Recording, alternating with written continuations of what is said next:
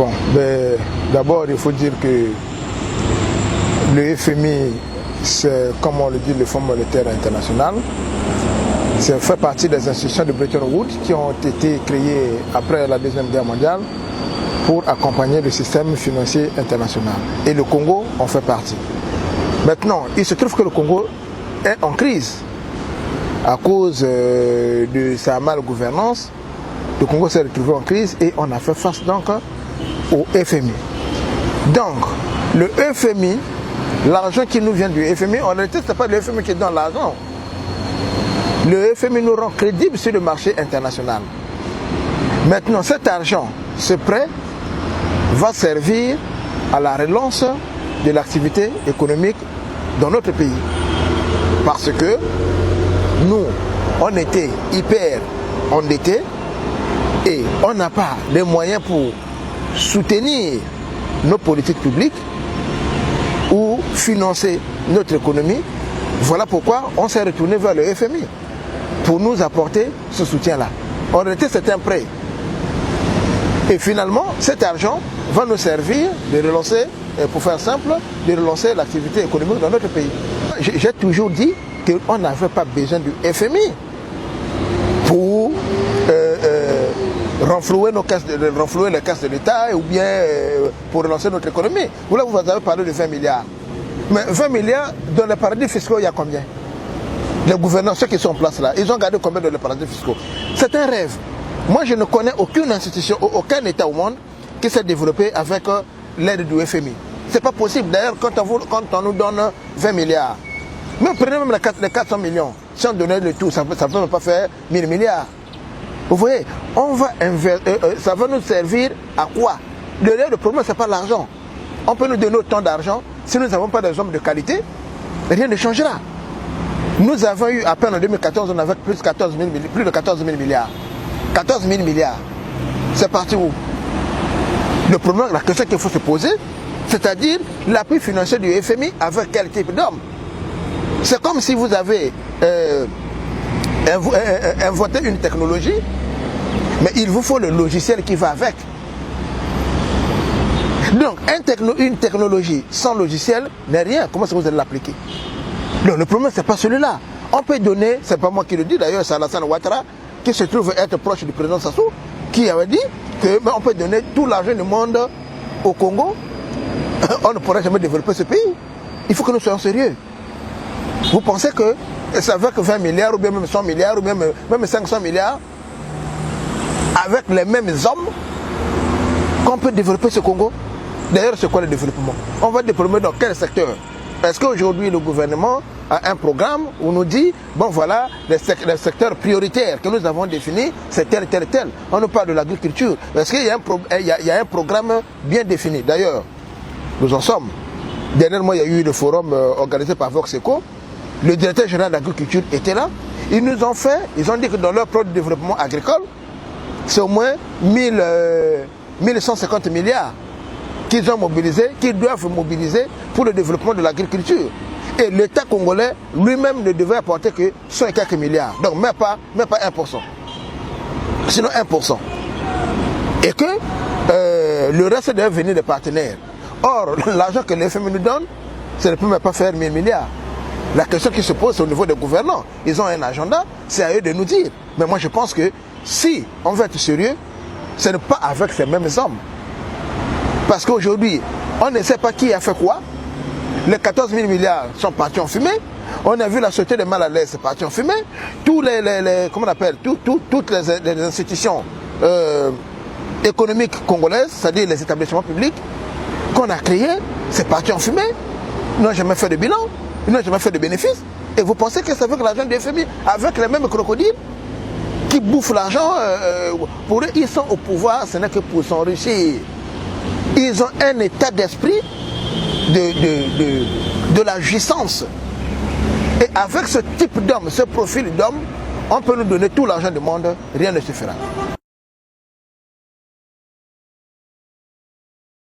C'est ça le premier problème. Vous savez, pour qu'un pays se développe, parte d'un point A, qu'on peut appeler sous-développement, ou tiers-monde, comme vous voulez, vers un point B, qu'on peut appeler développement, émergence, comme vous voulez, il faut qu'il y ait 3 conditions. Un peuple discipliné, un peuple travailleur, la qualité des dirigeants. La qualité des dirigeants. Parce que qui pilote des politiques publiques? Parce que gouverner, c'est quoi? C'est agir, conduire les conduites et agir sur les actions. C'est pourquoi ceux qui gouvernent doivent être des modèles. Or, nous avons une élite politique qui, depuis plus de 50 ans, ne s'est pas recyclée. Et cette élite, en réalité, c'est une élite qui s'est substituée à l'élite coloniale. C'est pourquoi j'appelle cette élite l'élite endo-coloniale. C'est-à-dire les héritiers autoproclamés de la dynastie néocoloniale. Ils agissent comme le colon. Qu'est-ce que le colon est venu faire chez nous? C'était travailler pour la métropole, s'enrichir, vivre aisément. Et ceux qui ont remplacé le colon, donc les gouverneurs en place, ils agissent, on lui place le colon. En réalité, c'est le colon blanc qui est parti, le colon noir est arrivé. Nous avons les colons noirs à la tête de nos institutions. Et avec cette modalité prébondière et rentière, parce que c'est les gens qui vivent de la prébonde, de la rente et ceci, on ne peut pas développer notre pays. Le problème fondamental, c'est celui des dirigeants. Parce que lorsque vous dites le Congolais lui-même, il faut faire attention. Moi, je suis contre la logique de la noyade collective. Celle qui consiste à dire, non, c'est tous les Congolais qui ont péché, nous avons échoué, c'est tous les Congolais. Ah non, attention, ce n'est pas tous les Congolais. C'est ce groupe de domination, ce groupe hégémonique, ce groupe prébondier, ce groupe rentier, ce groupe de prédateurs qui ont pris notre pays en otage depuis 50 ans. C'est ce groupe qui est responsable. Et le problème avec ce type d'homme, je vous l'ai dit tout à l'heure, qu'un pays pour se développer, il y a ce qu'on appelle la qualité des dirigeants. Et si nous avons la qualité des dirigeants, ils agissent comme des colons, pour preuve. Ils prennent l'argent de l'État pour aller cacher dans les paradis fiscaux. On sait que je cherche, les paradis fiscaux, ce n'est pas à Mouyondi. Les paradis fiscaux ne se trouvent pas à Ngoko. Les paradis fiscaux ne se trouvent pas à Ekwasende ou bien à Konoso, je ne sais pas. Ça se trouve de l'autre côté, donc ils agissent comme les colons. Et avec ces gens, d'ailleurs, vous oubliez une chose, je vais vous dire. Vous savez, la mauvaise gouvernance d'une année ou de 5 ans peut condamner un pays pendant 100 ans. Peut condamner un pays pendant 100 ans. Et notre cas est grave. Parce qu'il y a eu de bricolage pendant un demi-siècle. Un demi-siècle de bricolage. Et ça peut nous condamner pendant 2 ou 3 siècles. Si on ne fait pas attention. On a tué l'école, on a tué les hôpitaux. Tous les éléments de contestation ont été détruits. Comment est-ce qu'on peut organiser un État? On peut construire un pays si les dirigeants ne se font soigner à l'étranger, si il n'y a pas une bonne école, si les élites ne sont pas formées. Le pays est pris en otage par les instituteurs. Notre pays est pris en otage par les instituteurs. Et ils ne sont là que pour s'enrichir. Parce que pour eux, le pouvoir n'est pas une fonction. On ne vient pas au pouvoir pour assurer le bien-être collectif. Ils viennent au pouvoir parce que le pouvoir leur ouvre la voie au dispositif du pouvoir dont le contrôle assure toutes les jouissances. Une fois que vous êtes au pouvoir, rien n'est plus cher pour vous, rien n'est plus beau pour vous. Vous mettez sur pied cette technologie de jouissance.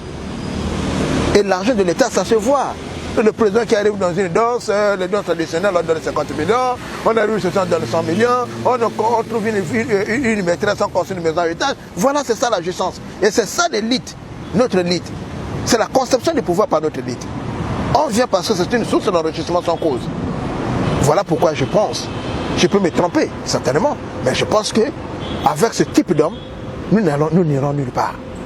On peut évoquer Jésus-Christ, Mahomet, je ne sais pas qui, de Babiala Manganga, de Boudjabele, autres, je ne sais pas, j'ignore. Le pays n'ira nulle part. Parce qu'aujourd'hui, il n'y a aucune base. Ne rêvez pas. Dites-moi quel est le secteur dans lequel notre pays excelle. Rien du tout. Sinon, c'est le secteur de la gabegie. Ou bien les coupures de l'Internet pendant les élections. Là, vous avez réussi l'exploit à importer ça sur toute l'Afrique. Vous avez même importé ça au Venezuela, puisque Maduro l'a fait. Non, il faut qu'on soit sérieux. Ce n'est pas la Banque mondiale, ce n'est pas le FMI qui viendra développer notre pays. Il nous faut d'abord définir ce que c'est que le développement. Ils nous ont empoisonnés avec le concept d'émergence. Pays émergent d'ici 2025. On ne nous a jamais dit que voici les indices de l'émergence. Lorsque nous allons arriver à tel point, c'est là où nous allons dire que nous avons atteint l'émergence. Rien. Et lorsque vous posez la question, c'est quoi l'émergence? Personne ne peut vous définir l'émergence. Et nous sommes dans les slogans. Malheureusement, c'est notre pays.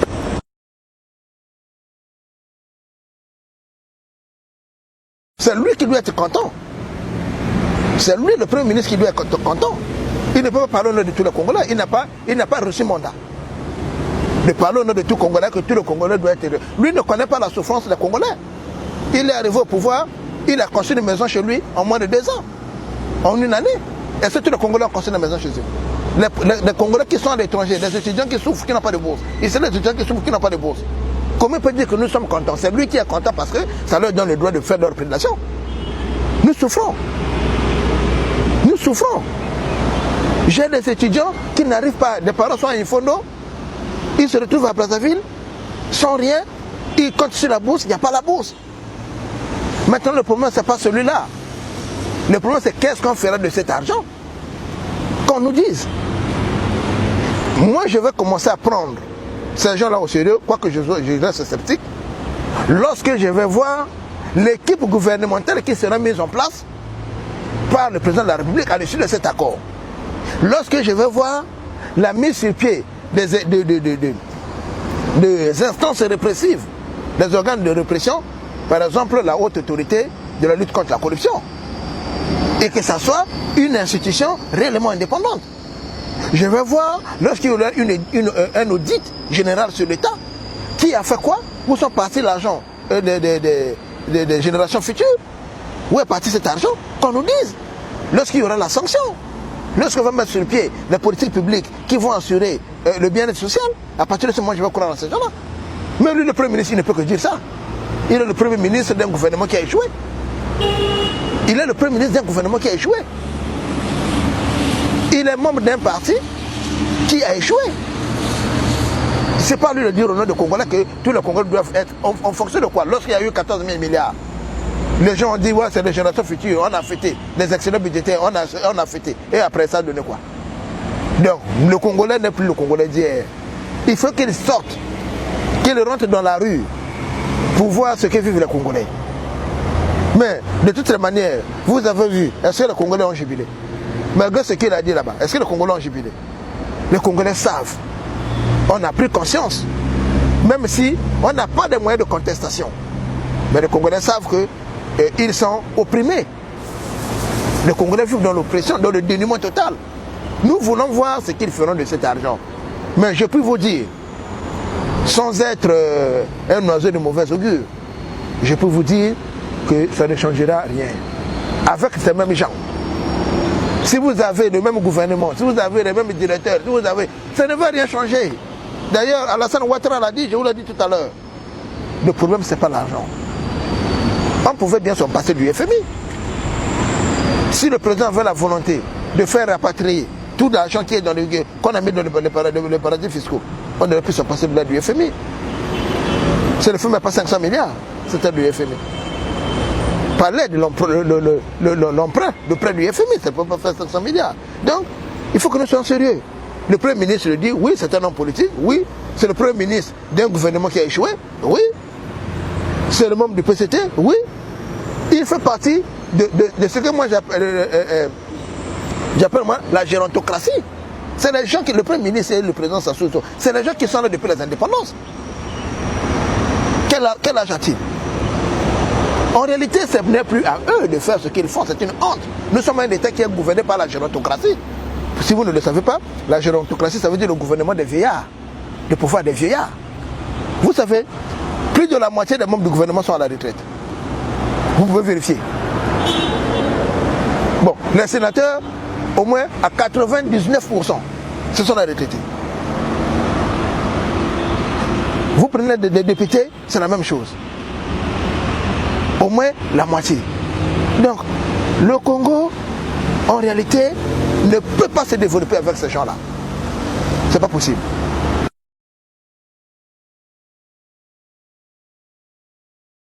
Il faut commencer par la réduction du train de vie de l'État. 1. Baisser le nombre de ministres. De 36 ou 37, vous pouvez amener à 20. 2. Baisser le salaire des ministres.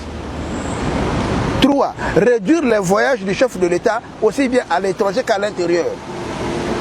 Parce que lorsque le chef de l'État voyage comme il le fait, il y a eu un mois où il a fait peut-être 5 voyages en un mois, ou 4 voyages en un mois. Ça fait saigner le trésor public. Moi je propose qu'il y ait 4 voyages, que le chef de l'État, le président de la République ait 4 voyages. 1. Son voyage à l'ONU, lors de l'Assemblée nationale, l'Assemblée générale des Nations Unies, c'est un droit. 2. Voyage au niveau de l'Union africaine, voyage au niveau de la CEMAC, voyage l'Union africaine, il y en a 2. Bon, il peut aller, puisqu'ils ont leur réunion de la France-Afrique, où il faut être là, selon eux. Voyage de l'Union, le voyage pour la France-Afrique, ça fait 4. Le reste du temps, il se fait représenter par son ministre des Affaires étrangères. Parce que lui, il a les pleins pouvoirs. C'est la seule personne, après le Premier ministre, après le président de la République, bon, nous avons ce Premier ministre, qui peut engager l'État sur la scène internationale sans produire le plein pouvoir. Donc, le ministre des Affaires étrangères peut remplir d'autres missions du chef de l'État. Et là encore, avec une délégation très réduite. Voilà le moyen de se faire des économies pour éviter qu'il y ait cette pression sociale. Donc vous baissez. D'ailleurs, le salaire du président de la République doit être connu. Vous partez en France, vous savez que le président de la République gagne tant. Pourquoi chez nous il y a cette opacité-là? On ne sait pas combien gagne le président de la République. Et il faut faire l'audit de la fonction publique. Refaire l'audit de la fonction publique, détecter les fonctionnaires qui ne travaillent pas, les doubles emplois. Ça, on peut le faire pour mettre un peu d'argent de côté. Réduire les dépenses de la présidence de la République. Réduire les dépenses des ministères. Puisqu'il s'agit de l'austérité. Et pendant 3 ans, ça sera dur. Je vous dis que ça sera très dur. Mais si on ne prend pas de mesures en amont, ça sera compliqué. Et il faut éviter qu'à la suite de cela, qu'il y ait des revendications sociales.